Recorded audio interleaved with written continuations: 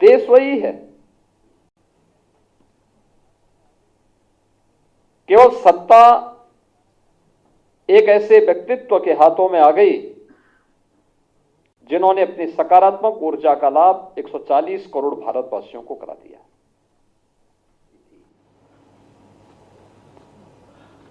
लेकिन 2014 के पहले के दौर को आपने देखा होगा, यही अंतर था। 2014 के पहले की सरकारों में उन्होंने भारत को भारत के रूप में नहीं देखा, भारत को भारतीयता की पहचान नहीं देने दी, भारत को भारतीय दृष्टिकोण से देखने का प्रयास नहीं किया। भारत में लक्षित हिंसा से संबंधित सांप्रदायिक कानून बनाकर के भारतीयता पर प्रहार करने का कुत्सित प्रयास किया है।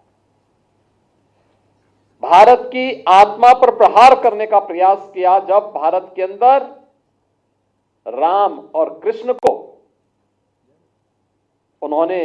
उस सरकार ने 2014 के पहले की उस सरकार ने जब ये कहा कि सभी काल्पनिक पात्र हैं,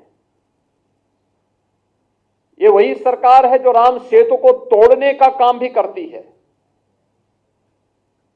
और ये सरकार किस रूप में भारत को भ्रष्टाचार का, अविश्वास का, अराजकता का केंद्र बनाने का कार्य की थी।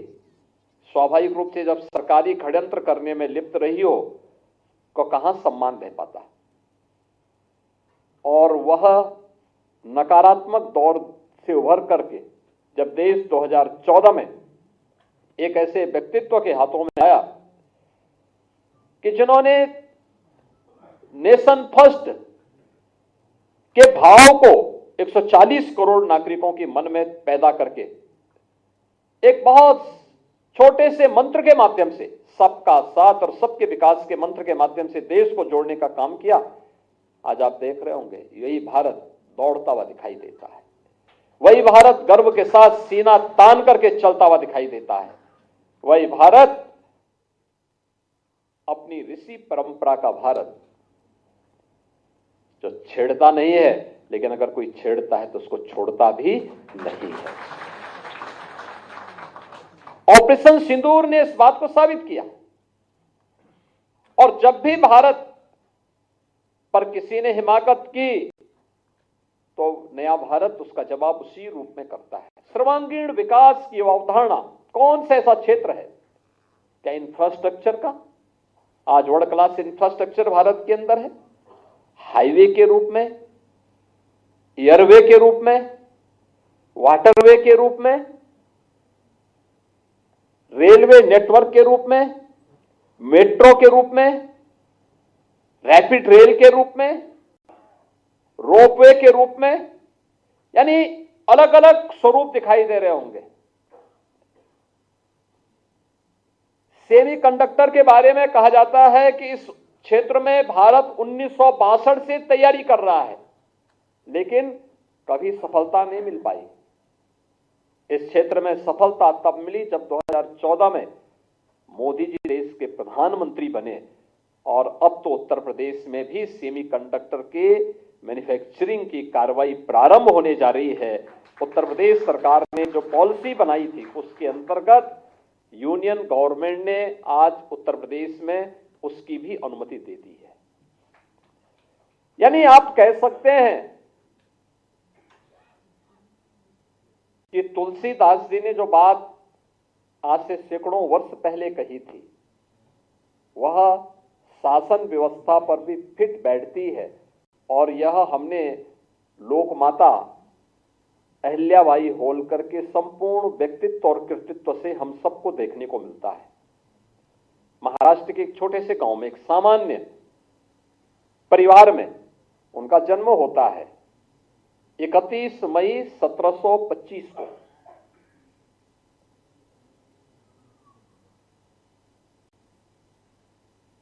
और 1725 में जन्म लेने के बाद बहुत छोटी उम्र में ही उनका विवाह हो जाता है। वे ससुराल जाती हैं, अपने आगे की शिक्षा जारी ससुराल पक्षों से संबल देता है, आगे बढ़ने के लिए प्रेरित करता है और चुनौती का सामना करती रही, उनका मुकाबला करती रही, लेकिन कभी चुनौती से पलायन नहीं की, चुनौती से भागी नहीं। याद करिए 1725 से 1795 तक कुल 70 वर्ष का जीवन उन्हें मिला और इन 70 वर्षों के कालखंड में उन्होंने एक आदर्श शासन व्यवस्था की नींव भी रखी। किसान के लिए भी, नौजवान के लिए भी, कारीगर के लिए भी, हस्तशिल्पियों के लिए भी। आज भी लोगों को 10 बार सोचना होता है कि हम हरिद्वार से जाएंगे तो 12 घंटे हमें टैक्सी से लगेंगे, बस से लगेंगे, और ये मार्ग जो बना भी है, इससे पहले सिंगल लेन का मार्ग वहां के लिए जो बना थे 1962 के बाद बना है, यानी मार्ग तब नहीं थे, तब पैदल मार्ग रहा होगा। और तब भी केदारनाथ धाम का निर्माण उन्होंने उस समय किया था, बद्रीनाथ मंदिर के सुंदरीकरण का काम उन्होंने उस कालखंड में किया था, पशुपतिनाथ मंदिर के लिए उन्होंने उस समय योगदान दिया था, जगन्नाथपुरी तक जाने के लिए काशी में काशी विश्वनाथ धाम, गया में गया जी तक जब पहुंच मार्ग नहीं थे, साधन नहीं थे, उस कालखंड में भी उन्होंने इस कार्य को किया था। लेकिन साथ साथ किसानों के लिए भी कार्य होना है, उनके सम्मान के लिए भी कार्य करना है, और शासन पद्धति कैसे चलनी चाहिए यह उस समय की आदर्श व्यवस्था के माध्यम से लोक माता अहिल्याबाई होलकर ने दिया था। बहनों और भाइयों, लोक माता अहिल्याबाई होलकर के इस विराट व्यक्तित्व के प्रति कृतज्ञता ज्ञापित करने के लिए आज आदरणीय प्रधानमंत्री जी की प्रेरणा से पूरे देश के अंदर एक कार्यक्रम प्रारंभ हुए हैं, जिन्हें 21 मई से 31 मई तक एक बड़े अभियान के तहत हमें हर एक स्तर पर लेके जाना है। आदरणीय प्रधानमंत्री जी की प्रेरणा से, लोक माता अहिल्याबाई होलकर के ही उस प्रेरणादायी व्यक्तित्व का परिणाम है कि आज हम महिला सशक्तिकरण के लिए कुछ कर पा रहे हैं। बेटी बचाओ बेटी पढ़ाओ का अभियान हो, मातृ वंदना का अभियान हो, नारी वंदन अधिनियम के माध्यम से विधायिका में वह 1/3 प्रतिनिधित्व देने का कार्यक्रम हो, या फिर जीवन के प्रत्येक क्षेत्र में उनके सशक्तिकरण के लिए किए जाने वाले अभियान। प्रदेश में मुख्यमंत्री कन्या सुमंगला योजना हो या मुख्यमंत्री सामूहिक विवाह की योजना, उत्तर प्रदेश पुलिस बल में महिलाओं को 20% अनिवार्य आरक्षण की व्यवस्था का कार्यक्रम हो, या वीसी सखी के माध्यम से प्रत्येक ग्राम पंचायत में बैंकिंग की सुविधा उपलब्ध कराने का कार्यक्रम, लखपति दीदी के प्रधानमंत्री मोदी जी का अभियान हो, महिलाओं को 20% अनिवार्य आरक्षण की व्यवस्था का कार्यक्रम हो, या वीसी सखी के माध्यम से प्रत्येक ग्राम पंचायत में बैंकिंग की सुविधा उपलब्ध कराने का कार्यक्रम, लखपति दीदी के प्रधानमंत्री मोदी जी का अभियान हो, या फिर जीवन के प्रत्येक क्षेत्र में मिशन शक्ति के इस अभियान के माध्यम से चल रहे कार्यक्रम, महिलाओं को जहां पर वह निवास कर रही है उसका मालिकाना अधिकार मिले, प्रधानमंत्री स्वामित्व योजना के माध्यम से देश के अंदर 3 करोड़ परिवारों को, और अकेले उत्तर प्रदेश में 1 करोड़ से अधिक परिवारों को अब तक घरौनी के माध्यम से उसका मालिकाना अधिकार देने का काम इस डबल इंजन की सरकार के द्वारा किया गया। और यह हमारे लिए एक अवसर है, जब हम समाज के अंतिम पायदान पर बैठे हुए लोगों तक महिला सशक्तिकरण और मिशन शक्ति के इस कार्यक्रम को लोक माता अहिल्याबाई होलकर के प्रति अपनी कृतज्ञता ज्ञापित करने के क्रम में इसको आगे बढ़ाएं। हम लोगों ने इस बार के बजट में इस बात की व्यवस्था भी की है। लोक माता अहिल्याबाई होलकर के नाम पर कामकाजी महिलाओं के लिए वर्किंग हॉस्टल के निर्माण के लिए 7 स्थानों पर उत्तर प्रदेश के अंदर हम लोग वर्तमान में इस कार्यक्रम को लेके जा रहे हैं। और आज के इस अवसर पर मुझे बताते हुए प्रसन्नता है। मित्रों, जब हम महापुरुषों की बात होती है, महापुरुषों का योगदान अविस्मरणीय है। उन्हें बांटा नहीं जा सकता, उन्हें जाति, मत, मजहब, क्षेत्र, भाषा के आधार पर नहीं बांटा जा सकता, लेकिन दुर्भाग्य से पिछली सरकारों के द्वारा किया गया। आप याद करिए, औरैया में एक राजकीय डिग्री कॉलेज था, लोक माता अहिल्याबाई होलकर के नाम पे। समाजवादी पार्टी की सरकार ने उस डिग्री कॉलेज का नाम बदल दिया था। और आज मुझे घोषणा करते हुए प्रसन्नता की अनुभूति हो रही है कि उसी औरैया में हम राजकीय मेडिकल कॉलेज का नामकरण लोक माता अहिल्याबाई होलकर के नाम पे करेंगे।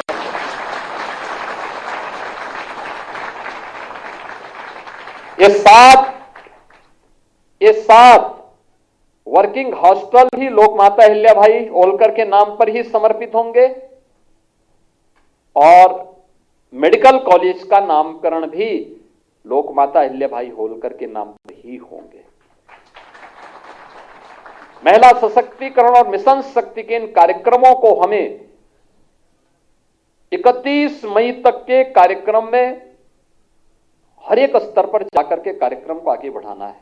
संगठन की योजना रचना भी है और सरकार के मंत्रीगण भी अपने अपने प्रभारी जनपदों में जाकर जनपद स्तर की बैठक लेकर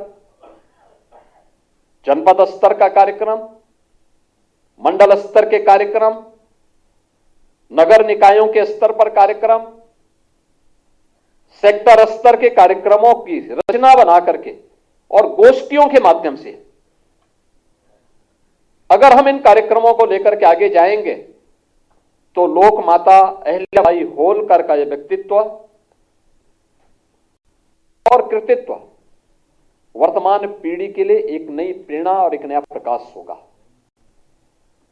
भारत के अंदर नारी शक्ति ने हर उस वक्त में, संकट के इस दौर में समाज को एक नई दिशा दी है। लोक माता अहिल्याबाई होलकर की प्रेरणा आज से 250-300 वर्ष पहले समाज के लिए एक आदर्श उदाहरण प्रस्तुत कर गई। 1857 की क्रांति की ज्वाला बनी, रणचंडी बनी झांसी की रानी लक्ष्मीबाई। कौन ऐसा भारतीय होगा जो उनके वीरांगना भाव के कारण प्रभावित न होता हो। और ये हमारा सौभाग्य है कि हमारी सरकार को भारत की उन 3 वीरांगना देवियों के नाम पर, जिन्होंने अपने शौर्य और पराक्रम से विदेशी दासता से मुक्ति प्रदान करने के लिए इस कार्यक्रम को आगे बढ़ाया, जिसमें वीरांगना अवंती बाई, वीरांगना झलकारी भाई और वीरांगना, ये 3 अलग अलग वीरांगनाओं के नाम पर हम लोगों ने उत्तर प्रदेश महिला पीएसी की 3 नई बटालियन का गठन भी उत्तर प्रदेश के अंदर किया है, जिसमें अवंतीबाई जी के नाम पे बदायूं में, झलकारी बाई, वीरांगना झलकारी बाई के नाम पर गोरखपुर में और लखनऊ की भी महिला पीएसी बटालियन के का गठन हम लोगों ने एक वीरांगना के नाम पर करते हुए उनके प्रति कृतज्ञता ज्ञापित किया है। मित्रों, यह कार्यक्रम हमारा इसी रूप में अनवरत आगे बढ़ता रहे, इसके लिए हर स्तर पर जाकर के अगले 10 दिन के इस कार्यक्रम को हम बड़े पैमाने पर सफलतापूर्वक आगे बढ़ा करके लोक माता अहिल्याबाई होलकर के त्रिशताब्दी महोत्सव को हम इसी भाव के साथ आगे बढ़ाएंगे। इस विश्वास के साथ मैं आज के इस कार्यक्रम में आप सबकी उपस्थिति के लिए और खास तौर पर इस कार्यक्रम के मुख्य वक्ता के रूप में माननीय श्री प्रकाश जी का जो मार्गदर्शन आज प्राप्त हुआ है, उनका हृदय से मैं आप सभी को धन्यवाद देता हूं, स्वागत करता हूं और विश्वास करता हूं कि हम लोक माता के इन कार्यक्रमों को जन जन तक पहुंचाने का कार्य करेंगे। आप सबके प्रति मेरी शुभकामनाएं हैं। धन्यवाद। जय हिंद।